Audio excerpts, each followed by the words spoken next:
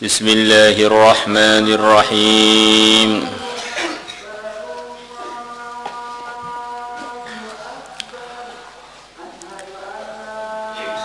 Wa an Hudzaifah al-Mar'ashi rahimahullahu ta'ala qala, beliau mengatakan, sekian banyak yang akan kita baca sore ini adalah berbagai macam penjelasan dari ulama-ulama yang ahlinya mengenai apa sih hakikatnya ikhlas. Ringkasnya ya, ikhlas itu tidak akan bisa muncul tanpa orang itu yakinnya benar bahwa selain Allah itu makhluk tidak pantas untuk dipertimbangkan, kecuali pertimbangannya karena Khaliknya. Saya berbuat begini pada makhluk atau tidak berbuat begini, pertimbangannya ridhonya Allah, pertimbangannya jangan sampai dimurkai oleh Allah. Kalau makhluknya itu sendiri bukan sebagai bahan pertimbangan, bahan pertimbangannya adalah Khalikul makhlukat, pencipta seluruh makhluk. Beliau mengatakan, al-ikhlasu ikhlas, istiwa'u af'alil abdi, samanya perbuatannya hamba, fi zahiri wal batini, dalam zahir dan batinnya. Tampak luar dan dalam itu sama aja, itu namanya ikhlas.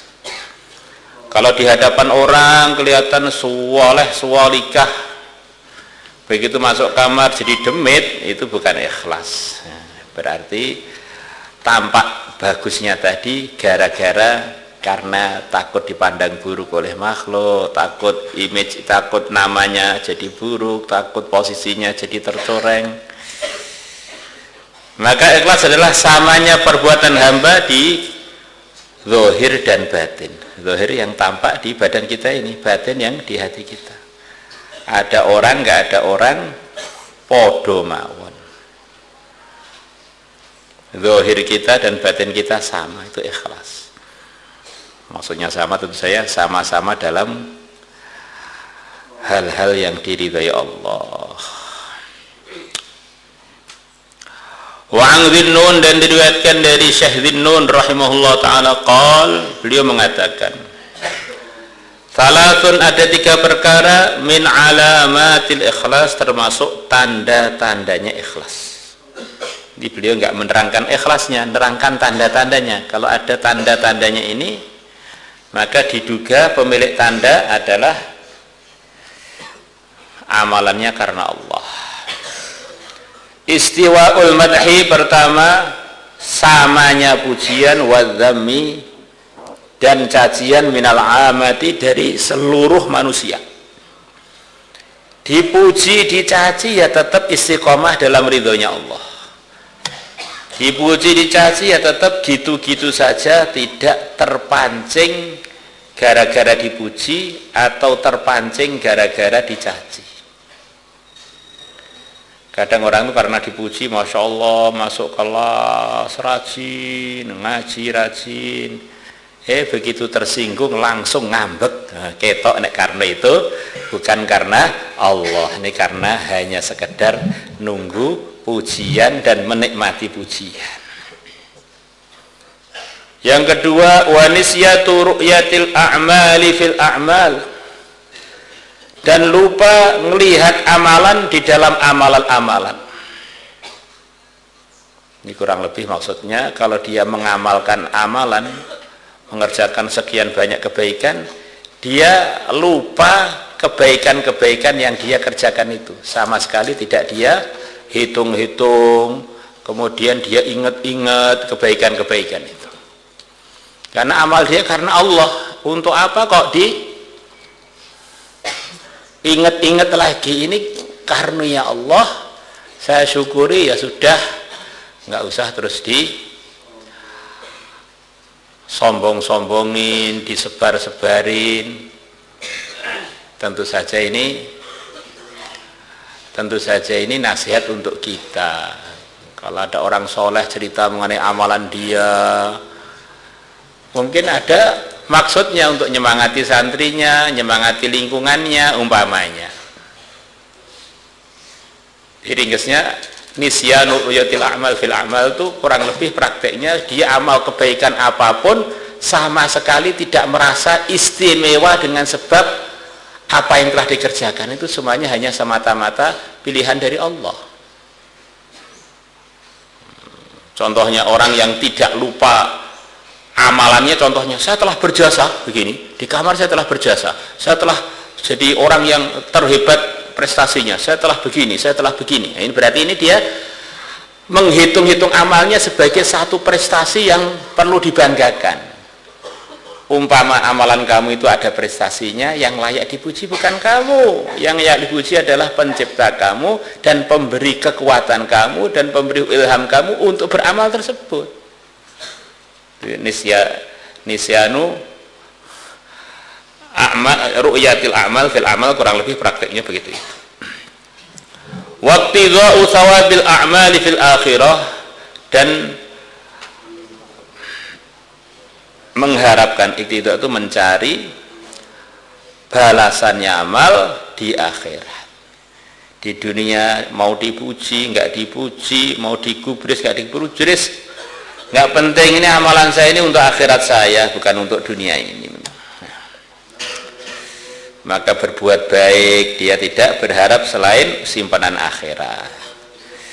Dia berhenti dari keburukan atau meninggalkan keburukan juga hanya karena semata-mata untuk dia simpan di akhiratnya. Di dunia ini sudah tidak pertimbangan dia. Akhiratku selamat, beres wis. Wa 'anil Fudail ibn Iyad radhiyallahu rahimahullah qala, beliau mengatakan tarkul amali li ajrin nasi riyaun, meninggalkan berbuat, meninggalkan amal karena manusia itu adalah namanya pamer. Kenapa kamu enggak amal ini? Enggak enak dengan itu, enggak malu, sungkan, atau ninggalkan sesuatu karena manusia, itu namanya riya. Apa yang enggak boleh?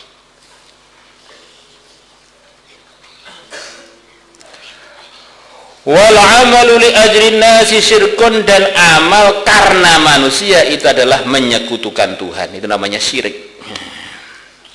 Tidak amal gara-gara manusia adalah riya. Tapi kalau amal karena manusia, katanya Fudail itulah syirik. Lah ikhlas itu apa? Amal atau tidak amal hanya semata-mata karena Allah. Wal ikhlasu, dan ikhlas ayyu'afiyakallah, Allah menyelamatkan kamu minhu, dari ninggalkan minhuma, menyelamatkan kamu dari ninggalkan amal karena orang atau beramal karena orang. Di semata-mata pertimbangannya adalah Allah. Wa an Sahl Astusturi rahimahullah ta'ala qala, beliau mengatakan nazara, telah merenungkan, telah melihat, telah merenungkan al-aqyasu, orang-orang yang cerdas, jamaknya kayyisun, fi tafsiril ikhlasi, mengenai penjabaran, mengenai penjelasannya ikhlas. Falam yajidu ghaira hadza, maka mereka tidak menemukan selain ini. Kesimpulannya seperti keterangan yang awal tadi. Ang takuna harakatuh, adanya geraknya orang tersebut, wasukunuhu, dan diamnya orang tersebut, fi sirrihi, di dalam rahasia dia, dalam kondisi tidak di hadapannya orang, wa alaniyatihi, dan terang-terangan dia. Alaniyah di atas, maksudnya di hadapan orang. Lillahi ta'ala wahdahu, hanya untuk Allah, hanya karena Allah, mahati Allah, wahdahu, hanya Allah saja. La yumazizuhu, tidak mencampuri orang tersebut, atau tidak mencampuri karena Allah tersebut, syai'un, sesuatu apapun, la nafsun, bukan nafsu, wala hawa, dan juga bukan keinginan.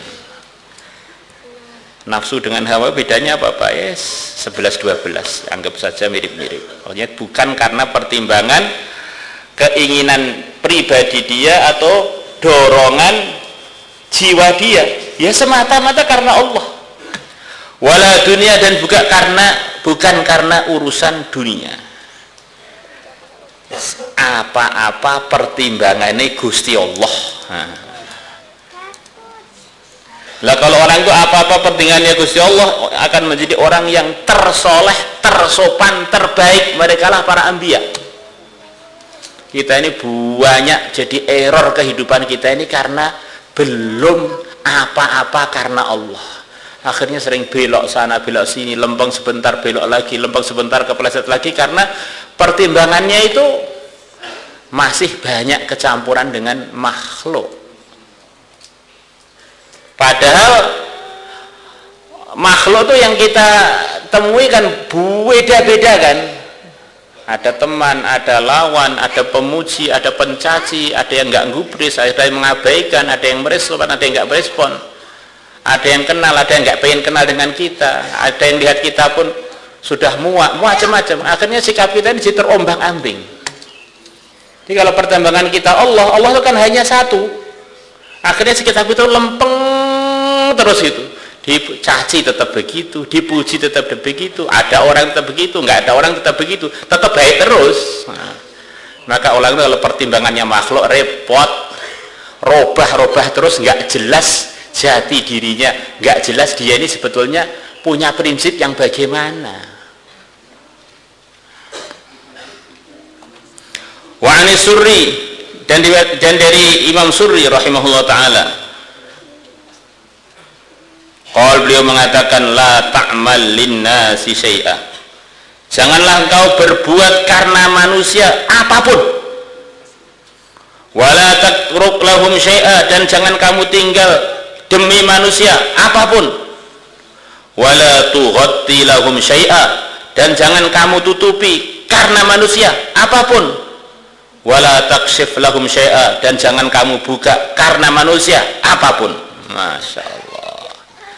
Wes apa yang bukan karena Allah rasa mbok kerja nih. Saya karena Allah Pak, tetapi ternyata melanggar perintah Allah itu bukan karena Allah, ngece Gusti Allah. Ada orang santri putri lewat, dilihat bokongnya. Apa? Karena Allah Pak. Karena Allah ndasmu. Nah, ini benarnya menggunakan agama untuk kemaksiatan. Ini penyelewengan yang luar biasa. Kita ini orang yang hari-hari dalam kehidupan agama, belajar agama, ngajar agama, maka setan goda kita ini canggih. Kadang-kadang alasan agama untuk melanggar agama. Kenapa nggak masuk kelas? Khidmat Pak. Alasannya khidmat, ternyata alasan untuk tidak ngaji. Dan khidmat itu anaknya kan luas banget kan, sampai untuk makan sendiri pun kan namanya khidmat pada diri sendiri. Bahkan nyuci baju pun juga khidmat, nyuci kaki pun juga khidmat. Jadi akhirnya rusak akhirnya. Jadi nggak karu-karuan.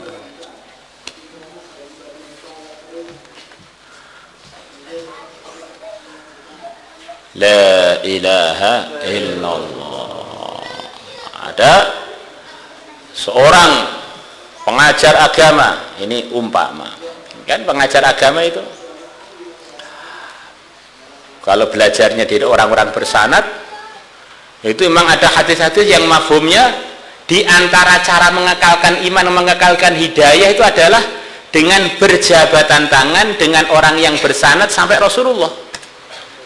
Siapa yang berjabatan tangan mulai Nabi sampai hari kiamat dengan orang-orang yang ada rentetan sanad itu adalah asbab dia husnul khotimah, masuk surga. Itu ada hadisnya. Kemudian dia gunakan itu jabatan tangan dengan yang tidak halal jabatan tangan, biar masuk surga Pak. Asbab hidayah, asbab hidayah. Dia bilang asbab hidayah, tetapi sebetulnya yang dia praktekkan asbab dolalah. Yang paling parah begitu itu. Menggunakan kebaikan untuk berbuat keburukan. La ilaha illallah. Kemana kok izin nih Pak mau mempraktekkan sunnah iyadatul marid, menjenguk orang sakit? Ternyata yang dijenguk pacarnya.